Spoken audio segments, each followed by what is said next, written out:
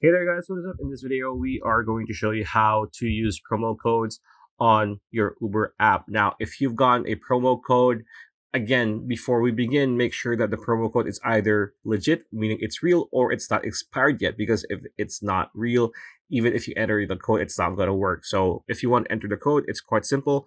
On your Uber app, you want to tap on the account option on the lower right corner of your screen like so.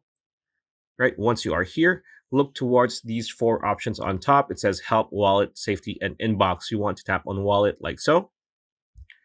So once you are here on your wallet, you want to scroll down to the very bottom under promotions. So when you see promotions, there's only one option. It says add promo code, right? So all you need to do is tap on add promo code and just enter the promo code that you have here. Again, like what I said, make sure to double check, triple check, make sure that you enter it correctly, and you need to be sure that it is still not expired yet, or it's still live, or better yet, it's not fake, because there are a lot of options there that's going to say, oh, this is a promo code for Uber, just enter it and you're going to get something.